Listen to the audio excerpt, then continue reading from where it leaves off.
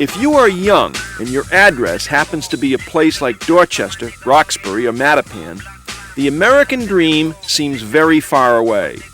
Life for young people in these neighborhoods is tough. Hope is in short supply, and there are few attractive alternatives to drugs, gangs, and violence.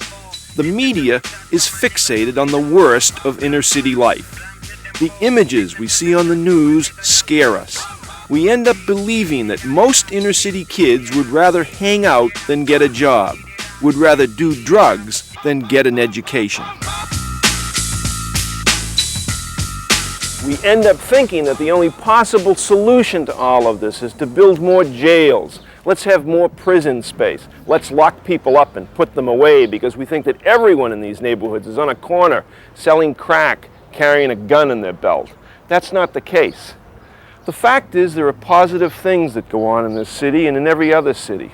Positive programs that involve people getting up out of bed in the morning and going to a job where they pick up a hammer, a nail, and most importantly, a big piece of personal pride. This is Youth Build Boston, an intensive program designed to give inner-city young people a chance for a better life. The concept is simple. Former gang members and other unemployed, unskilled youth are involved in restoring abandoned buildings into affordable housing. In the process, they build the educational, vocational, and leadership skills they need to become economically self-reliant. The result? Crack houses are transformed into affordable houses. Troubled lives are redirected with real job skills, self-esteem, and renewed hope. The idea of Youth Build is to provide a place for young people that want to do something for themselves and for their community. Opportunities for them to get the skills, the education, and a vision that they can do anything that they want to do. There's an impression out in the wider public that nothing can be done, that the conditions that are in the inner cities across this country are inherent, that there's something wrong with the young people themselves, and that the only solution is to find jail cells. And really the truth is that if you set up the proper set of structures and you provide the resources, that the vast majority of young people want to do this. We get some plywood. See, we put the plywood right on top, whole sheet of plywood. So that way we can make this whole... Each year, more than 400 young men and women from Greater Roxbury apply for one of only 70 openings at Youth Build. They come ready for a change. Their own motivation is the cornerstone of the program's success. Dana Gonzalez is one of the lucky ones. He got in. He knows firsthand the hard life of the streets. Like many at Youth Build, he is a high school dropout and a young parent. Like many, he is working for a better future. You know, my son was, not even a year old. And basically, I had no type of income coming in whatsoever, and I figured to myself I had to do something, but nobody wanted to give somebody without a high school diploma or a GED an opportunity. That's what Youth Build is giving us, an opportunity to see that life is bigger than drugs and violence and hanging out there on the street corner. What do you think you'd be doing with your life if you hadn't come here, if you hadn't found us? Probably sitting at home right now with my son watching soap operas. Yeah. Taking care of him. That's a huge deal for a little boy to see his father go to work every day. But he sees me come home, dirty, the hard hat, the tool belt, and everything, and he looks at me, and sometimes he smiles. But it's a good feeling knowing that, he knows that I'm out there doing something. I know he knows. Process, you said? You're looking for a specific name. Just one. Participants in Youth Build split their time between the classroom, learning back to basic academic skills, and at a construction training site, learning job skills and earning a small stipend for the hours they put in. This former crack house on Dudley Street in Roxbury is the latest construction project for the group. It is being rebuilt as a two-family home for low-income people in the community. David Lopes is Youth Build's program director. He knows that as the walls go up, so will the pride and self-esteem of those who are doing the work. I think the hardest part is getting them to realize that they're capable, that they can build something, that they can work together as a team. And that's what's so good about using construction as a training tool, because you can come back and say, wow, I put those walls up, I put this roof up, I built this building, and it's a beautiful building. And it's tangible, something that you can grab and put, and it's not going to go away. Show your kids. And you can come back and show your kids, hey, I helped build that, I have talent, and then take that enthusiasm, that motivation, and get them to the point where they can compete with anyone else on an entry-level position.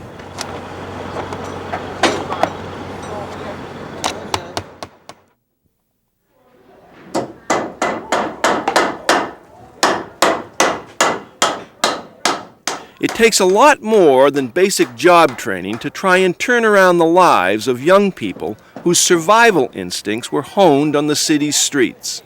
Youth Build's goal is to teach new life skills as well as job skills, beginning with a 3-week mental toughness session challenging the new students to take a hard look at their lives and their futures. The Youth Build year is not easy, physically or emotionally. Nearly 1/3 of the participants drop out along the way, but the program does work for many and is gaining national recognition as a way to help free urban youths from the shackles of poverty and crime. Young people today have been told that they're losers, they don't have anything, there's nothing out there for them. I tell them that there's greatness in them and it's been buried. I try to encourage them through changing their thinking, letting them know that there are other people out here who have gone through similar circumstances that have achieved a certain level of success. If you look at how we're structured as a program, we're renovating old buildings for homeless agencies and homeless people. The renovation that we're trying to achieve here is also from the inside. We're trying to get into a person's heart and their mind and get them to start thinking about the future and why what they've been doing hasn't been meeting the results that they've been looking for. And that's painful. That's really painful. How's it going with your studies as far as that? Those who make it through the rigorous year-long program are placed in meaningful apprentice jobs upon graduation. Students earn a real chance to move ahead. Employers gain valuable new recruits who are well-trained in the basics and highly motivated. It's not so easy to find somebody that's coming into an entry-level position that is as motivated and sees any opportunity as a step to the future. That's why employers are looking to us for their employees. Youth Build Boston is not a one-year program. It is a long-term process of change. And our responsibility is to make sure that when young people leave the year of full-time work and full-time education, that they have access to a career-oriented job and that they have supports to continue to be successful.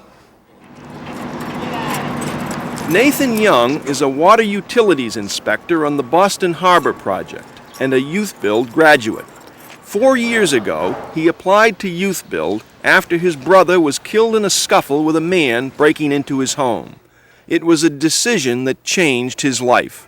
Growing up in the ghetto, I mean, it's not an easy task. And you try your hardest to stay away from problems that may occur. It's real hard. Youth Build is like I found a 4-leaf clover. And ever since I held on to that 4-leaf clover, everything started to come into play. And I kind of figured out what life was really all about. I got here with hard work and determination. I got here going to school 3 nights a week at Northeastern. I did a lot of things, and it's not easy, but Youth Build is more of a stepping stone in the right direction. Youth Build has been operating in Boston for 6 years. Graduates have gone on to college, worked for construction firms, and held a wide variety of jobs in other fields. Some of them have returned to lend a hand. Each day, graduates run an after-school program at Youth Build for kids in the greater Roxbury area. It's their way of giving something back. I went through Youth Build training program in '91, and that was for people who were stuck out without jobs, they're in the street life, things like that. We want to curb that with the younger people. We want to show them a better way, things to do. Youth Build did so much for me, I'm trying to help do it for someone else the best way I can. That's what a lot of the people here do. Take that full swing, right? You're never gonna take your eye off the ball either. That's what you want. Keep your eye on the ball at all times. Control of the head of the bat, Don't step into the ball. It's all about giving back to the community. It makes me feel like I'm worth something, like I'm helping someone, like I can deter a kid from going out, hanging on a corner, getting into trouble, getting into anything they might get into out on the streets. If I can have them over here and teach them something, help them learn, and learn from them, I feel great. Send it out a little.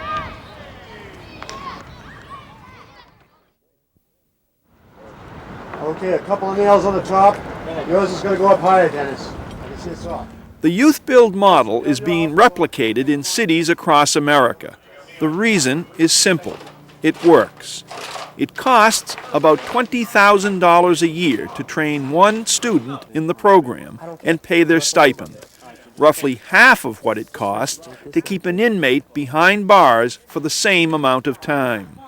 But the program is currently facing cuts in federal funding of up to $20 million nationwide, which makes them even more dependent on their corporate underwriters, community sponsors who know a good investment when they see one.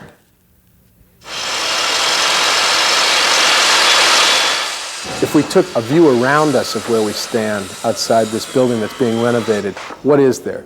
Gangs, alienation, violence, despair.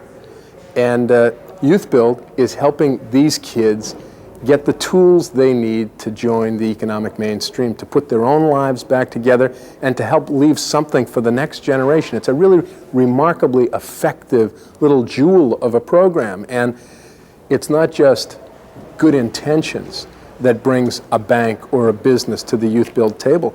It's our self-interest. This is our future as well as their future.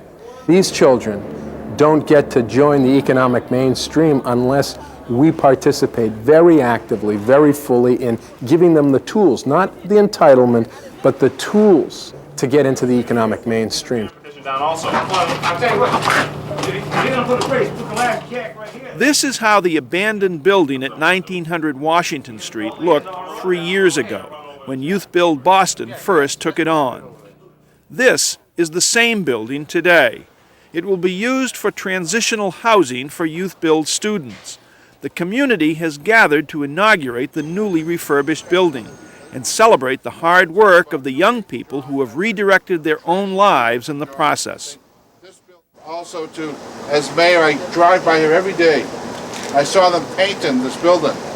I kept on saying to myself, when is it finally going to be done? It might have been slow, but let me just say, the reward is inside. You look at that building and see the great work the young people of our city have done with the guidance of adults, showing them how to do the work. Now, the bottom line is you can't have a healthy community if thousands of kids are left out. Youth Builds is one of the gutsiest programs. They've said, we'll give you the hammer, the nail, the training, the skills, a little love, a little self-esteem, and you put back into it what you want. And in the process, those kids leave a building renovated, and they also reconstruct their own lives. I think that's a pretty good investment. Young people in the greater Roxbury community want an opportunity. These young people are looking for a path out. There are hundreds and hundreds of young people knocking down our doors to come into this program with virtually no advertising. And that's because they want a way out. People are looking for solutions to crime, they're looking for solutions to violence. It is not that complicated. There is not a magic formula to doing this. It's really providing support, skills, and opportunity. And if we did that, we would really have a very different Boston community.